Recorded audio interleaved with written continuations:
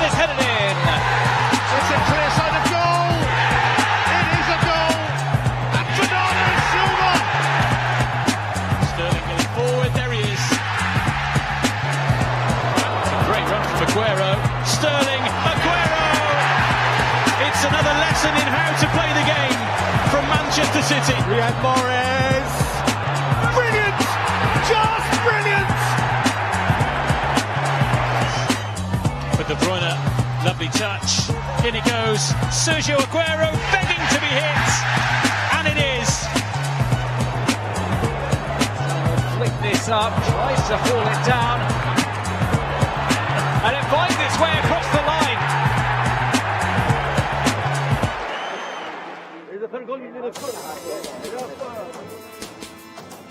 After two entertaining cup games and a trip to Wembley booked, we're back to the bread and butter that is the Premier League. And in the business half of the season right now, we're looking to continue climbing up that Premier League table with hopefully another 3 points this evening. Now we can see the players arriving, and one man that's getting his QR code ready for his entrance into the Etihad is Rúben Dias, who we'll be hearing from a little bit later on. Now welcome to We're Not Really Here. My name is Kyle Walker. Brighton are the opposition this evening, and we've managed to secure two legends here at Manchester City, Paul Dickoff and Michael Brown as well, to have a general chinwag about all things Manchester City, but then also the game as well this evening. Now, Manchester City unbeaten currently, Paul. It's not going to slip tonight, is it? No, I can't see it. Not the form that we've been showing recently. I think it's unbeaten 13, 14 games now. And especially over the last month, the football we've been playing is the Manchester City of old. Now, Michael, everyone was panicking, let's say, in the media, the fans, opposition fans as well, about Manchester City, saying that they've fallen off, they've had a slow start to the season, but here they are, they've put so many good performances together. Is this the type of performances that can win you the Premier League? Definitely. I think you've got to look at it and say, when the amount of games that was being played, and the uncertainty, a few injuries, and the league table, you're looking and thinking, well, those teams are going to keep winning. Is there a small gap? Pressure starts to build. But ultimately, as we've seen, the league table is really tight, and it's an improving Manchester City side who look really, really hard to beat. Not only attacking with flair and the creativity that we like to see from Manchester City, at the backs where they've been really good. They have as well. That's something I do want to talk about, because I think in recent years we've talked so much about Manchester City going forward. We know the class that this team have got, but at the back they've really found something special. John Stones, Rúben Dias, Kyle Walker at times, as well as Laporte. They've been quite special. Best defence in the league, Paul? Yeah, it's been the one thing, one negative thing over the past few years that's possibly been thrown at Manchester City is everybody's talking about not replacing Vincent Kompany. Also, Laporte was injured last year, not having cover. But not just Diaz coming in, Rúben Dias coming in, but John Stones got to get so much credit. He's been unbelievable since he came in, and for any young kid watching and wanting to know how you react when things are going against you, you've got to look at John Stones, because everybody was writing them off. Laporte was in front of him. Nathan Ake came in. Fernandinho was playing there ahead of him last season. But he's stuck to his guns. He's really knuckled down, and his performances alongside Rúben Dias have been outstanding. We've just seen him arrive there, Michael, John Stones, and what do you put it down to? Is it having trust in the manager? Pep's kept him here and made sure that he's got everything he needs to give him this platform to now perform this way? What is it?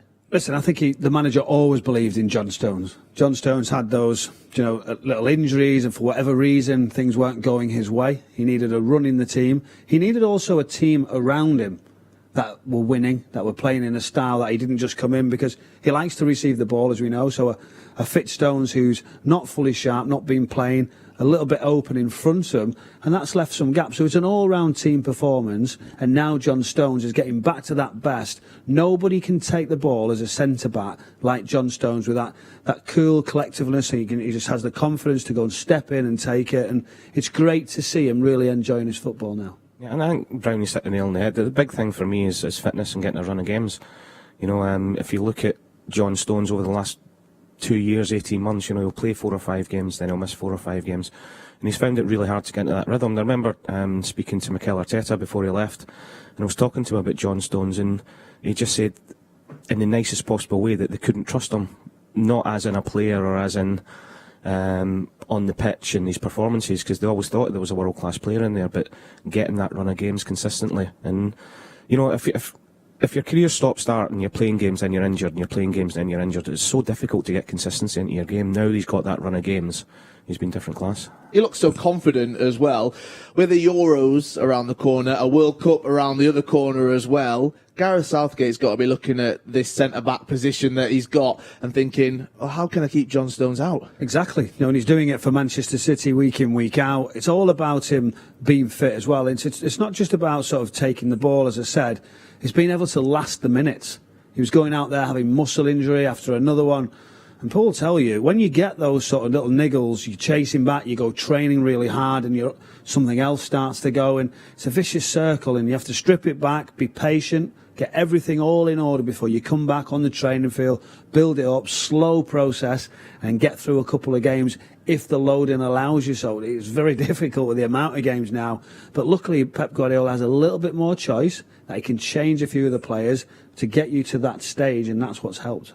Right, let's look at the opposition, that is Brighton, this evening. We can say that about a lot of teams, that Manchester City have got a great goal-scoring record against them, Paul. But when it comes to Brighton, only 2 goals conceded, but 22 scored in the last 7 meetings. Going to see more of the same tonight?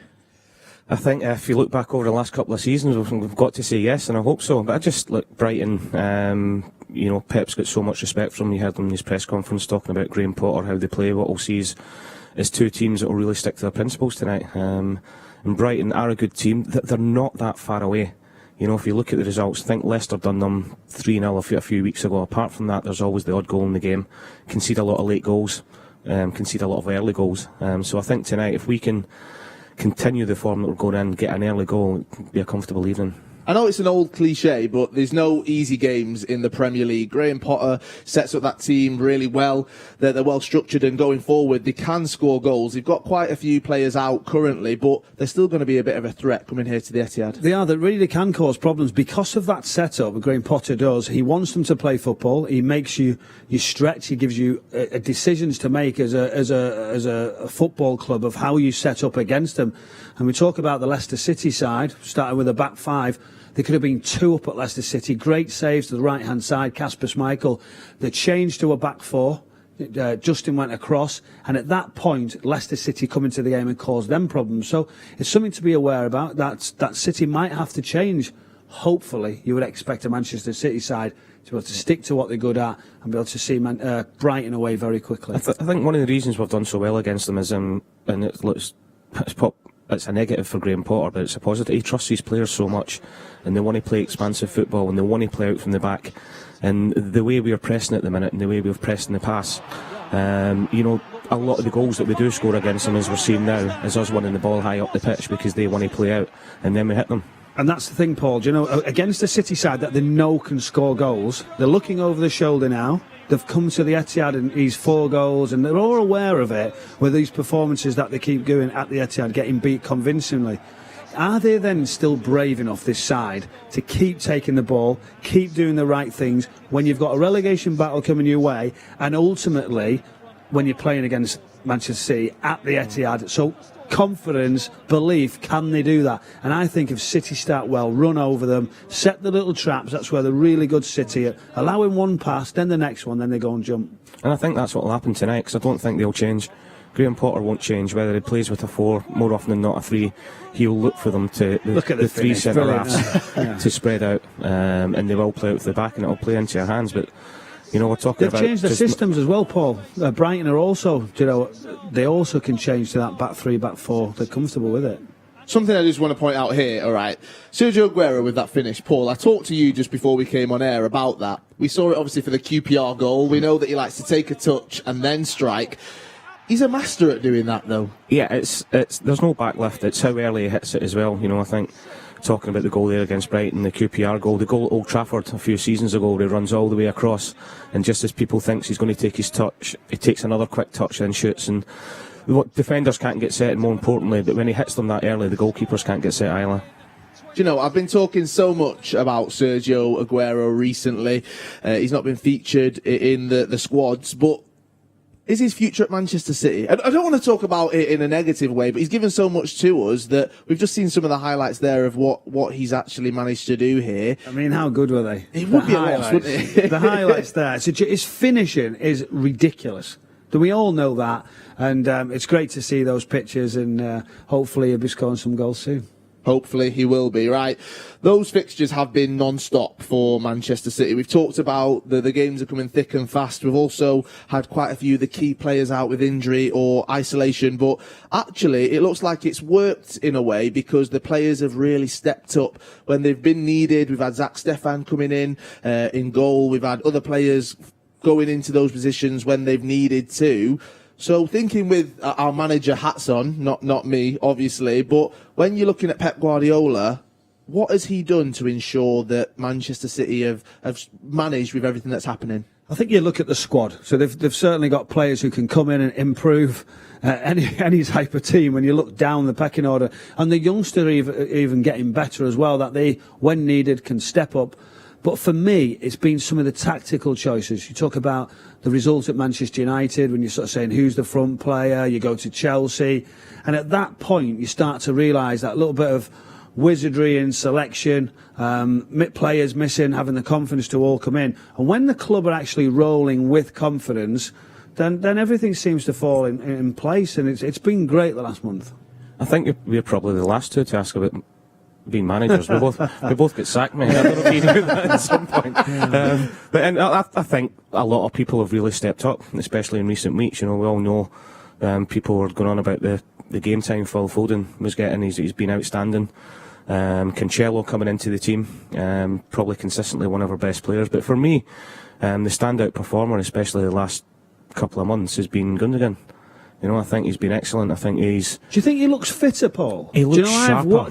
And I'm thinking he's striding quicker, isn't he, and longer. And he's taking responsibility, you know, and I think a prime example is the first 10 minutes against Chelsea, when Chelsea looked as if they're on top. He was the one that really got hold of the game and set the tempo for his playing, and I just think he's a fantastic footballer. You all know he had his injuries the first couple of seasons, but this season he's been outstanding, and more often than not... That finish was brilliant, wasn't it, Foden? Absolutely excellent. Outstanding, but more often than not, in the big games especially, he's the go-to man. He seems to start in all the big games, Gundogan. I think he's been absolutely outstanding. He has indeed. Now, these are the goals from November until now for Manchester City. And Michael, there was so much talk about there being a goal drought in a way for City, not scoring as many now. If you look at the stats, then yes, we're not scoring as many as we have in the past. But if you're looking at the highlights right here, we're still scoring a lot. No, the goals are still there. And I think you've got to sort of understand at the top of the pitch, there's been false nines, there's been players filling in at the 9. And ultimately, if you've got a natural number 9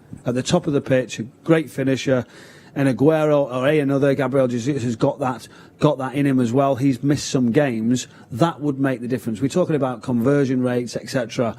With a natural, it's going to help to that sort of tally. Well, if you're missing somebody like Sergio Aguero, who guarantees you 25, 30 goals a season, your goal scoring stats are going to be down. But even earlier on in the season, and I know we were talking about it beforehand, I was never really that worried because I thought the performance levels were really good.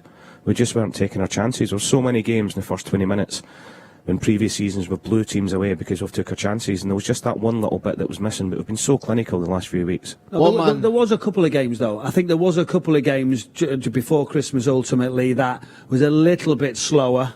And at that point, picked up, got quicker, realised where the teams could get better, and I think they've learned from it as a squad and got better. Now, one man that we have been talking about, he's been rock solid in defence alongside his partner John Stones at times. It is Ruben Diaz, and we can hear his thoughts ahead of the Brighton clash this evening.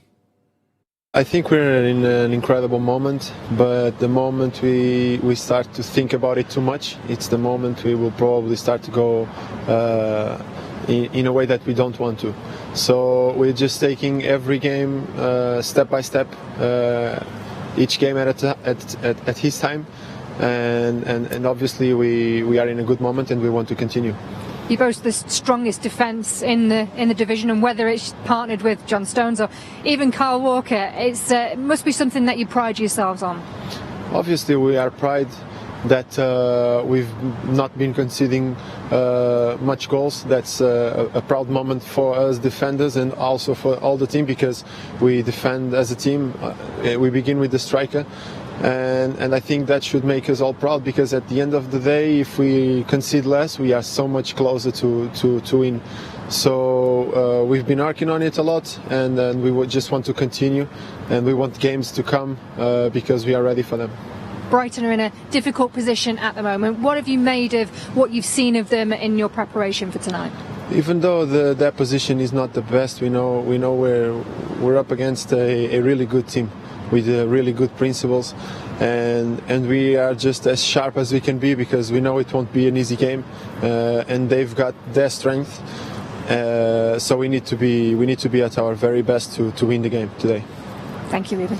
Thank you. Ruben Diaz there showing his thoughts ahead of the game against Brighton this evening. Now, I do just want to talk about him a little bit, because Manchester City have been known over the past few years, last season especially, for leaking a few goals in. But this season, we've got the best defence in the league, only conceding 13 goals. Now, when you do look at that, you look at only 13 goals have gone in, you look at the partnerships that he is striking up with John Stones, Kyle Walker, as was spoken about there as well. It does seem like this is something that Pep, he's a player that Pep looked at and said he can come in, he can fill the gap that we need. Well, it's no secret he's been outstanding since he came in. I remember the day he signed, we were actually doing the show over the road, and we can say it now, we're scampering around trying to find some stats about him so we could talk about it. But I think that was an international break, and I think they played Spain, and obviously there'd been no crowds in, just to see what it was like. And you know, he's 23 years old, he's playing the team with Ronaldo, Bernardo Silva, loads of quality players, and he was the one that was shouting and organising, and we're lucky enough to be in the stadium and see, and I think it's been that leadership that he's brought in for somebody so young that's been as impressive, along with having a partnership as well, you know, because it's the first time since maybe beginning of last season, when we had John Stones and Laporte before the injuries, that they had a proper partnership in the centre of defence, and both of them complement each other fantastically.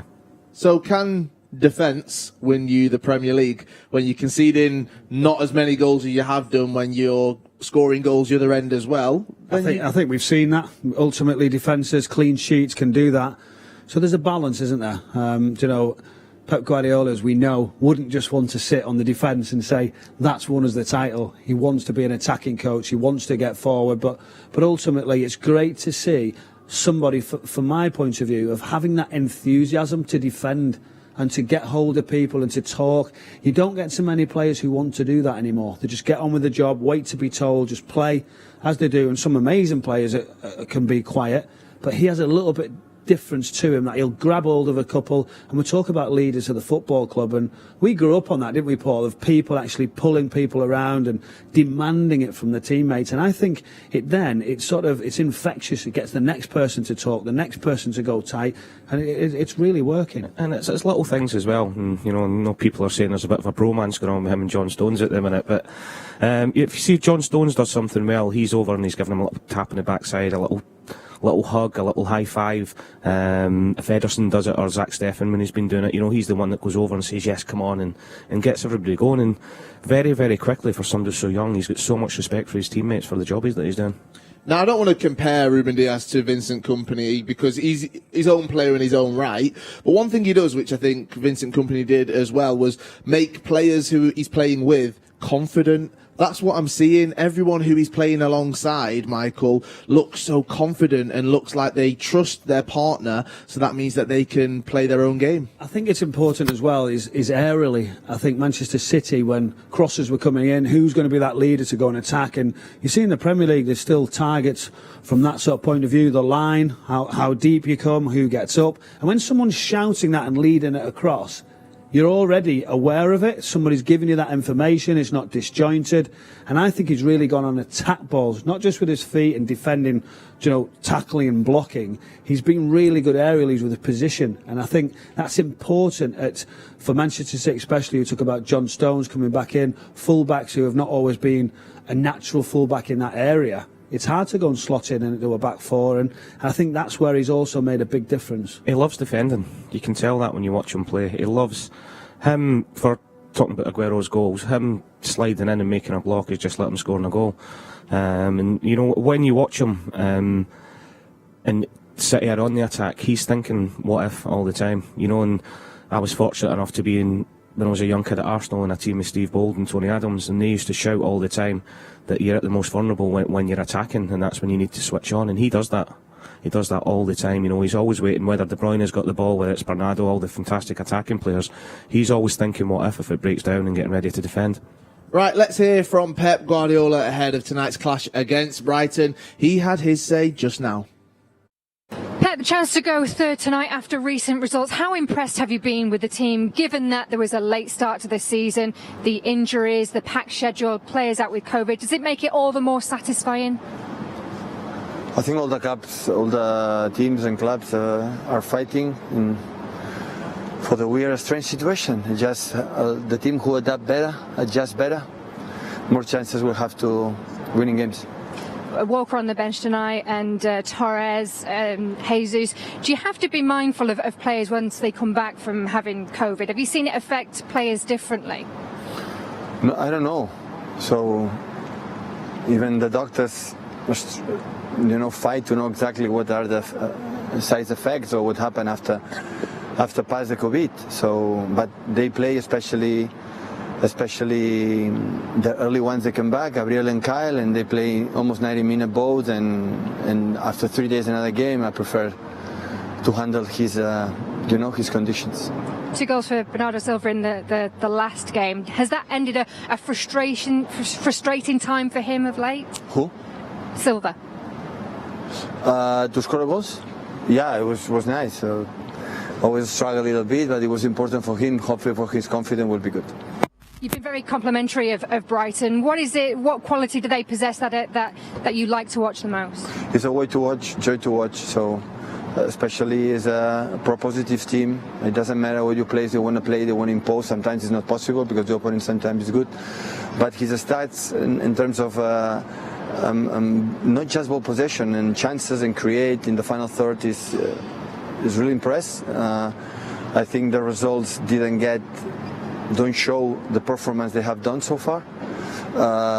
And every time that we play against them, last season we won here 4-0, but we struggled. The performance was not the difference that the result make it. Away play good, but the year before we played in FA Cup against Swansea. We were 2-0 down and we struggled. It's a top manager quality. They set up differently, different systems, but the approach is always, I want to be leading role in this game and I want to try it, and I think this is good for the football. Thank you, Pep. You're very welcome. Pep Guardiola having his say ahead of tonight's game. Manchester City taking on Brighton and Hove Albion at Manchester City here at home at the Etihad, I should say. Right, we've got the team news. We've got the starting 11 right here, and we can go through that right now. In goal, we've got Ederson, and it's Alexander Zinchenko, Ruben Diaz, and John Stones taking up those centre-back positions once again, and João Cancelo completing that defence. In midfield, Rodrigo, Ilkay Gundogan and Kevin De Bruyne. And the front three, Bernardo Silva, Phil Foden and Riyad Mahrez. And then on the bench, we've got Zach Stefan, Kyle Walker, Benjamin Mendy, Taylor Harwood-Bellis, Fernandinho, Luke Mbete, Raheem Sterling, Ferran Torres and Gabriel Jesus.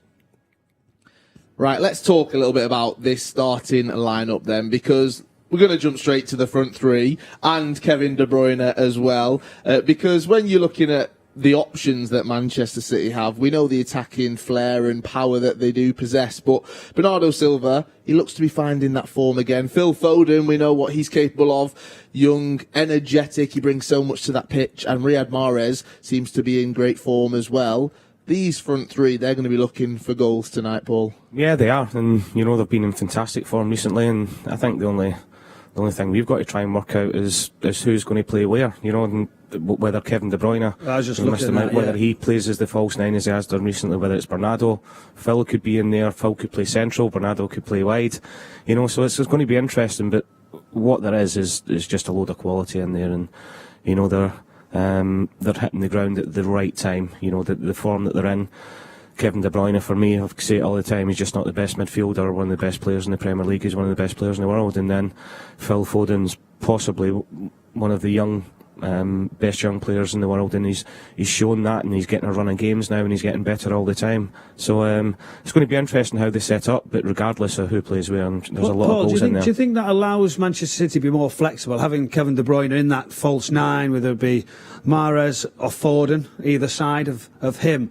It's hard to pick up, isn't it? Do you know, when you've got the extra one, you sort of centre-backs are going, OK, do we step in? Do we stay? It's so difficult. And the extra one is, the possession-wise, you can control it. Because City is so comfortable as well. Obviously, Bernardo Silva could drop in next to Rodri and Gundogan. So which way could it actually turn out? We don't know. But it's so difficult for those Brighton defenders. And if they have a back three, it's even worse at times because there's nobody to go and take. It isn't. We've seen a couple of times before with Pep, and I think they've done it here last year when they played Brighton, that the three forward players, rather than being one down the middle and two wide, they actually went and marked, if you like, the three centre-halves to cause them a problem. But all four of them, whether it be De Bruyne, Mahrez, Foden or Bernardo Silva, they're that intelligent, and that they can play any one of the 3 or 4 positions that are in there. And I don't think there'll be anything set in stone tonight. I think there'll be a lot of rotation depending where they are on the pitch, which will cause Brighton all sorts of problems as well. When we're looking at Riyad Mahrez, who we can see him live warming up here in the rain at the Etihad, Michael, he's a player that when he's got that creative licence, when he's allowed to play the way he likes to play, he can destroy teams in a way. We saw it against Birmingham, the passes that he can make, the cutting inside, the shots that he can have.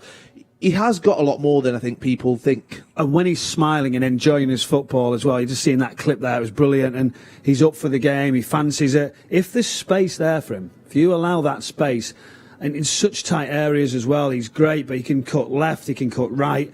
And for me, you don't always want him just chasing the line, and he likes to come inside, comes and join, gets his shot away.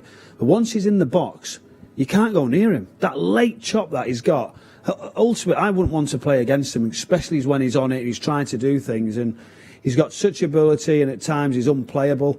And hopefully he gets a good run, gets that space we all need from him this evening. I think the last 18 months he's mixed it up a little bit as well. We all know he likes to play in the right-hand side, and, he was, I wouldn't say he was predictable because he's got fantastic talent. He was always coming in his left-hand side. Now he's making defenders think a lot more because he's checking, he's going in his right, and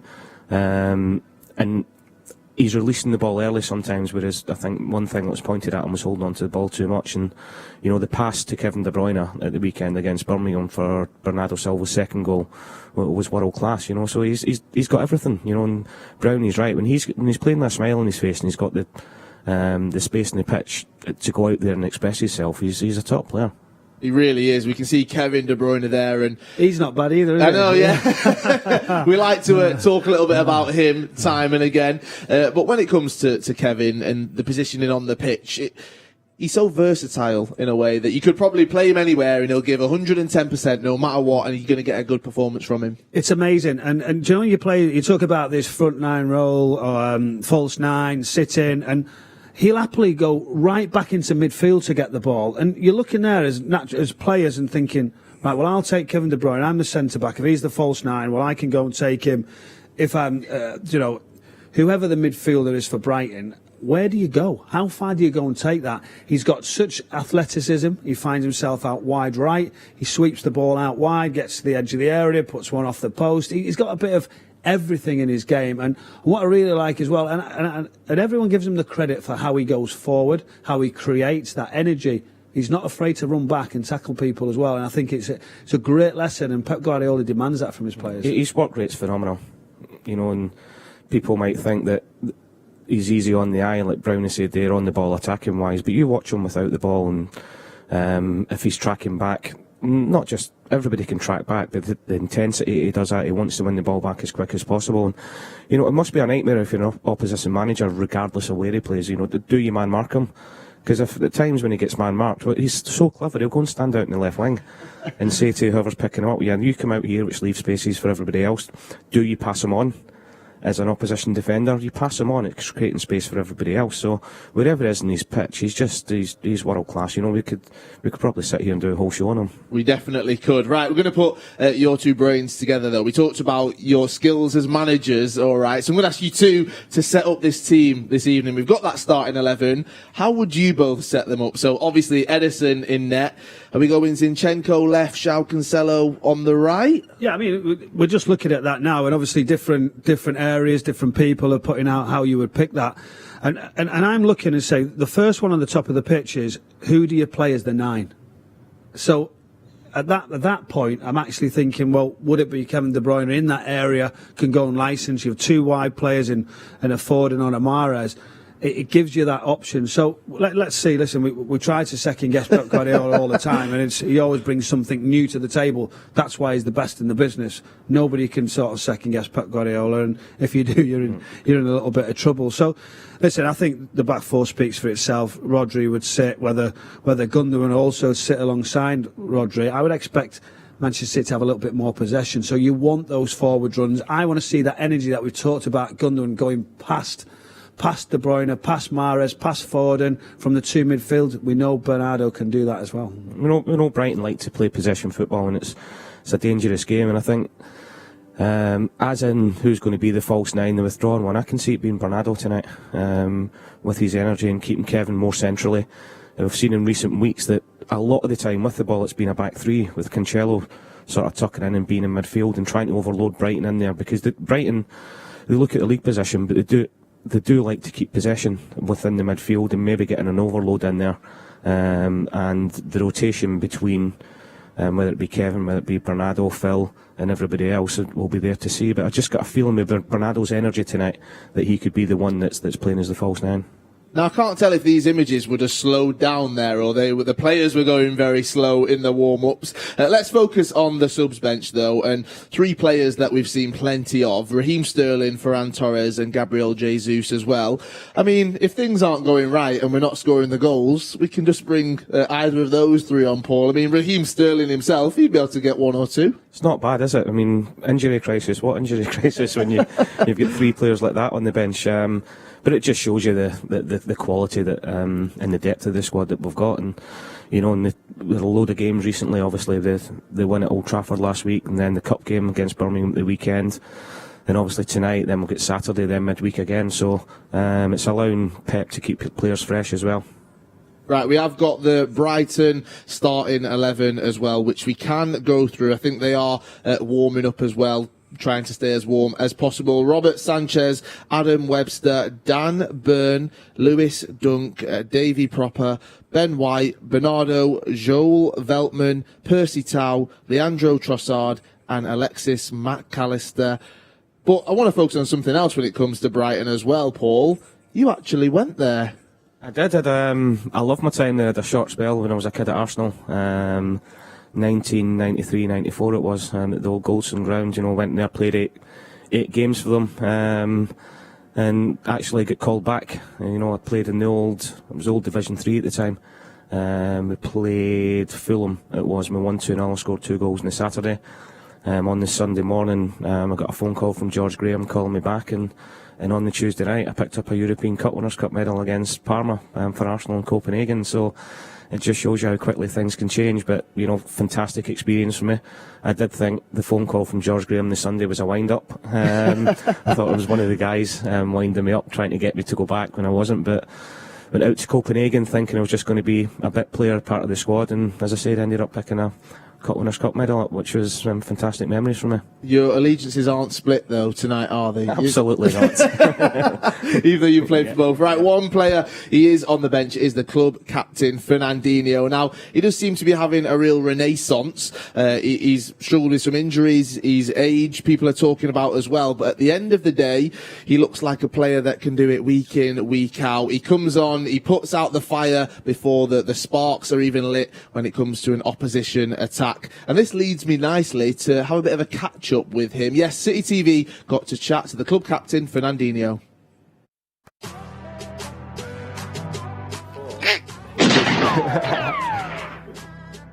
Your first match for City, what was it and what do you remember about it? My first match for City was Man City against Newcastle, 2013-2014 season. The result was 4-0. Manchester City 4, Newcastle United 0. First goal for City? Yeah, my first goal for City was against Arsenal at home, the same season. The result was 6-3. I scored 2 goals. Fernandinho opens his account. The most physically painful thing you've experienced playing for City? Physically, where some moments, where I think Spurs away, Champions League, I played like 40 minutes, half an hour with my groin. Was one of the toughest moments. City will go home feeling they could have got more out of this game, of course. Do you remember your first red card for City?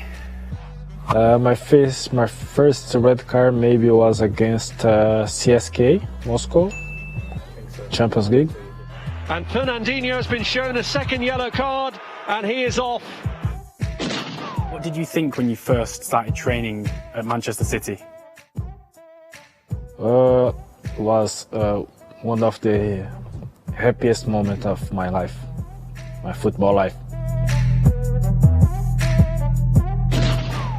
What was your best goal for City? Best goal for City, maybe Burnley at home, 2014. Quite good. Fernandinho might get his foot through it. Indeed he does! Oh, a stunning finish! The most difficult player you've played against? Many.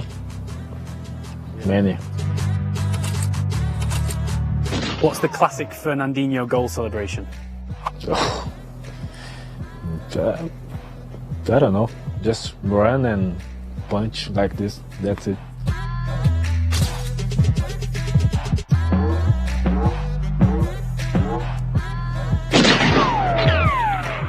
I love that he's not got a goal celebration and he's just so calm. He talks like he plays on the pitch. And one thing that did surprise me right there, 8 years this June it is that he arrived at the club, and it has flown by. But Paul, he has become a sort of cult hero at Manchester City. Everybody loves him. He's the club captain now as well. And I think in the final couple of years, people have realised the job he actually does in midfield and how vital it is. Yeah, I think people within the club always knew from when he first came in what the job he was doing. It was more people from the outside. Brownie will probably tell you better as a midfielder, but I love him.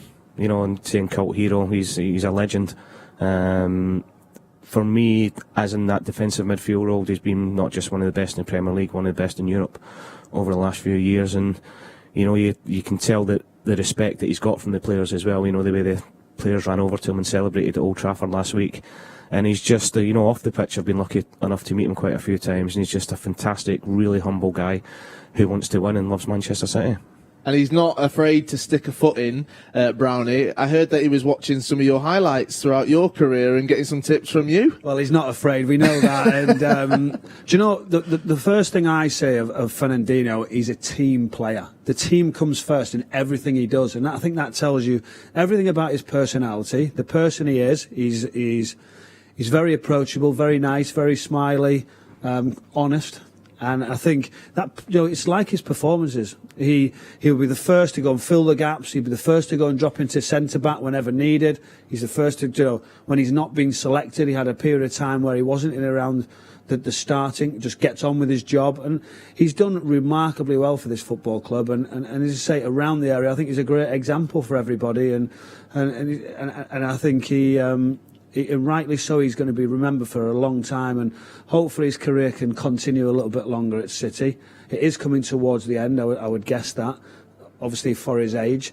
But yeah, we want to see him a few more minutes. I just think he's been one of those who can sit in the middle of the park like nobody else can. I think the biggest accolade you could pay him is how his teammates speak about him.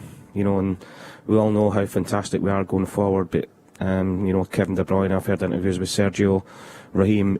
Fernandinho's the one that just sits in there and puts out fires all over the place and lets the attacking players go and score the goals. And it would be nice as well for Fernandinho, whatever his future is, if it's at Manchester City, hopefully, but if not, for them to get this Premier League title wrapped up for him to lift at the end of the season. He is the club captain. Think we can do that? That would be fantastic. And I was just watching, his goal. We were commentating on it.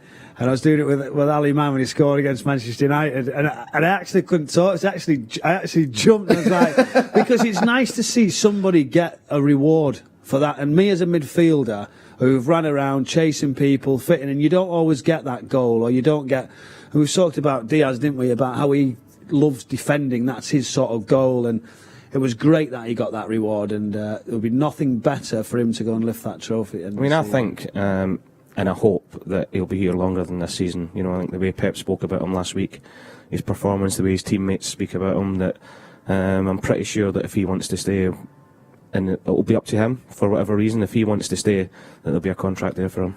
And there's still plenty of games for him to feature in for the rest of this season. So let's talk about the season in its full. We're not even halfway through it, which is crazy to say. We've still got games in hand. We've got Chelsea around us, Tottenham around us, Liverpool as well. And I will say that it doesn't really matter who's at the top of the table right now when there's 20 games to go. I'm not sure what you mean. Yeah, there's teams around, there's a few games in hand, and there'll be a few people going back in the box come the end of the season, trust me on that one. I hope so, because social media has been awash with lots of gloating. I don't know why they're gloating, whoever's at the top of the table right now, but they seem to be doing that. But in all seriousness, it's not a sprint, is it? We've got plenty of games to go, and if there's a team that can put a run together that can climb to the top of the table, it's City. It is City, and I think everybody's looking now. Liverpool are having their sort of little wobble. About time as well. They've been incredible for a couple of seasons, very, very consistent. Lose a couple of players, it's started to change. So a big game at the weekend that we'll all be looking at, Liverpool, Manchester United. And listen, it's healthy. Manchester United are doing their job, of going about their business. But as we know, games in hand, doesn't matter who's top at the moment. Manchester City are growing with momentum, getting better and better, and players to come back. So I think it's a good sign, and hopefully now City are in that right position to see off Brighton and close that gap. Well, we all know, and we've seen it recently, we've seen it in recent seasons. If there's one team in the Premier League that can go and win 10, 12 games in a bounce, it's Manchester City. We're hitting the sort of form again. I still believe there's more to come from us, as good as we've been the last few weeks. And, Brownie says players coming back, and also having the mentality and the experience of winning it before as well. When you go into the last few weeks of the season, knowing what you've got to do to win the title, I'm pretty confident. I like it. I like that confidence. We're not going to take to social media just yet. We're not that sad. I will throw that one in there. Right. If you've taken to social media, though, we do want to hear from you. Make sure you do use that hashtag WNRH. Okay. Now, some people that have done that, I can read a few of those out. All right. City Square Live. Obviously, we've not got fans here, so we've not got City Square happening as of yet, but they are still tweeting. There's still takeovers as well, so make sure you do check them out. They tweeted, "We want to see you guys inside the stadium tonight, so don't forget to tweet us using hashtag City Square Live to get your pictures up on the big screens." All right, so make sure you do use that hashtag right there. Then we've got Rachel Doyle. She says, at City Square Live, warm us up with a win, Blues. Must be cold. Yeah, it is in Manchester. Hashtag WNRH. And then we've got Kavita says, throwback to good times and looking forward to 3 points tonight. With a picture with a much more tanned and warmer Paul Dickoff right there in shorts and a T-shirt. A lovely lady, Kavita. We went and built water towers in Bangalore. Incredible. You've been all over with the club, haven't you? It's amazing. I'm a lucky boy. You are indeed. And then we've got another one. Michael Wood says, great to see Paul Dickoff on tonight. My Xmas present from the wife. Greatest celebration ever. Do you know what's actually funny about the picture he's put up?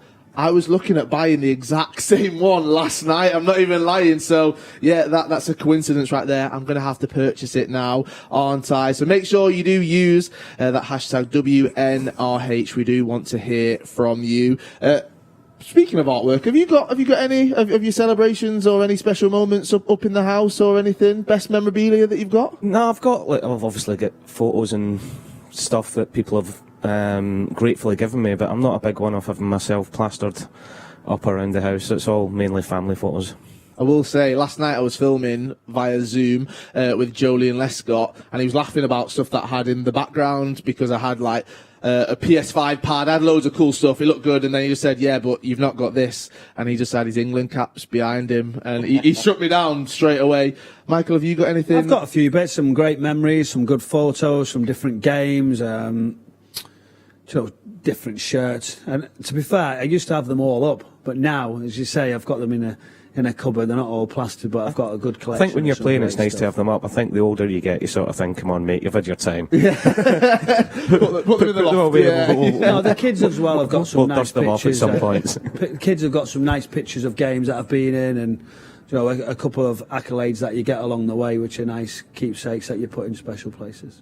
And one very special memory that we're going to move on to, and one very special piece of silverware, I'll say as well, is the FA Cup from 1904. Now, I know that most of you probably will have completed Netflix, and you've been in the house for long enough now that you've managed to watch all of that. So why not watch some of the incredible content that is on City Plus? Now, the latest one, as I said, is the 1904 feature, and how Manchester City's success turned the city of Manchester from a rugby-loving city to the beautiful game.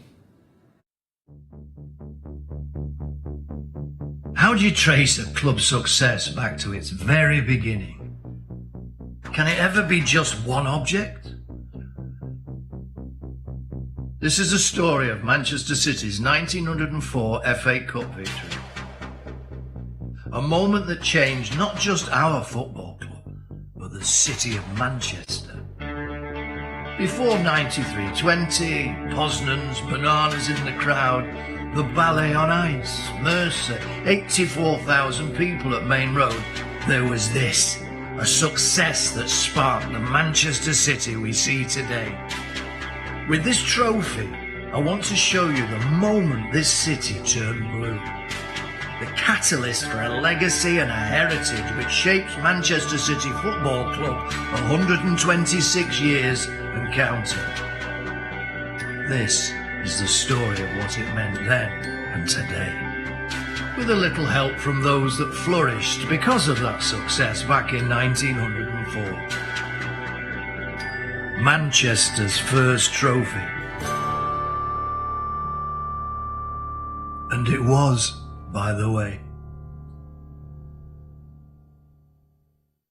I love that at the end, and it was, by the way. I've had a lot of arguments this week, and disagreements, I'll call them, about whether it was Manchester's first trophy. I can confirm it was, so make sure you do check out that feature on City Plus right there. Now, we like to honour a lot of the people who make this incredible club, from the players, the staff, but also the fans as well. And we have some very special support groups all around the world, but this one is a little bit closer to home. We've got Judy Wright from the Wilmslow and District branch. She'll tell us all about it. Hi, I'm Judy Wright from the Wilmslow and District branch. I live in Cheshire in the UK, and I've been a Manchester City supporter since 1972. Our supporters club has been going for 4 seasons now. It all started off on the platform of Wilmslow Station. The fans used to gather there to catch the train into Manchester on match days, and what started off as nods and hellos soon became discussions about the match, what team we thought would be picked, what we thought the result would be, and then on the way home we'd have a bit of a debrief on a very crowded train about how the match had gone.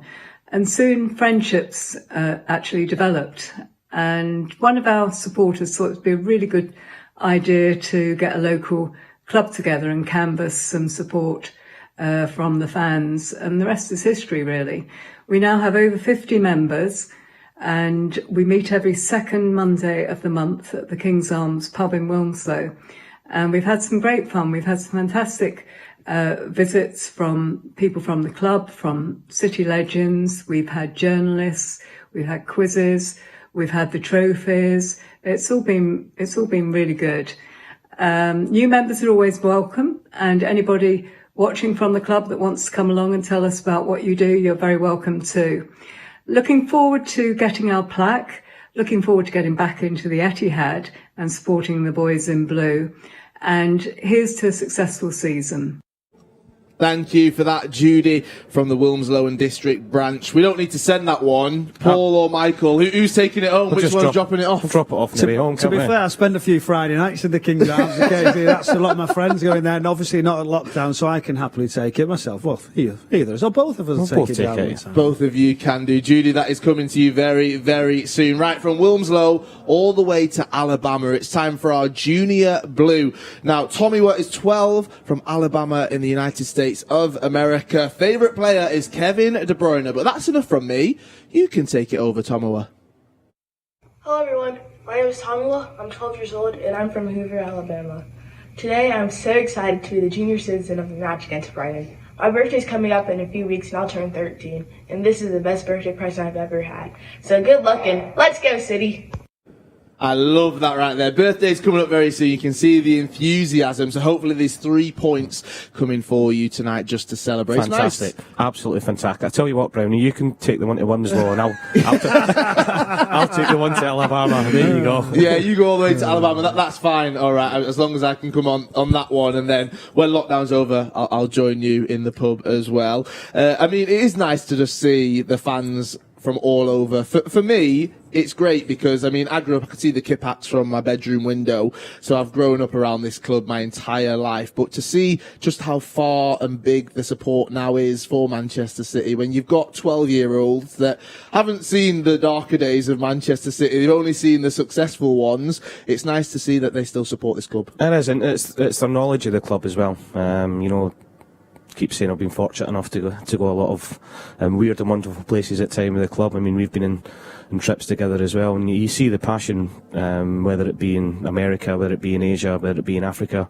The passion of the City fans out there is fantastic, and it blows your mind every time you go, because you go out to some of these places wondering what they're going to know about the club, what they're going to know about football, are they going to know who you are, and you get there and, as I said, it blows your mind because their knowledge and the passion for the club's amazing. It really is. So, Tomiwa, happy birthday for the next few days, and we will see you hopefully soon. And when fans are allowed back at the stadiums, hopefully we'll get to see you here as well one day. Right, we are coming closer and closer to kick-off. We've asked people to get in touch and to make sure that they use the hashtag WNRH. And one of the things that you can get involved in as well is my favourite part of the show. They're often very hard. We often don't have a clue who they are, but it is the mystery blue, alright? So make sure you do use that hashtag WNRH, alright? You can guess the blue. Now, they have been tough lately, so we've got a little clue. He scored against Brighton in the Premier League.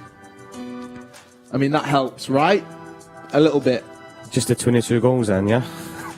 Alright, I'm looking at... I think I've got it. I've got a guess. I'm going to jot down with a time code as well, so you know that I'm not going to cheat a little bit later on. But if you have got yours, make sure you do use that hashtag WNRH, alright? We want to hear from you. Who do you think that mystery blue is? They've scored against Brighton in the Premier League.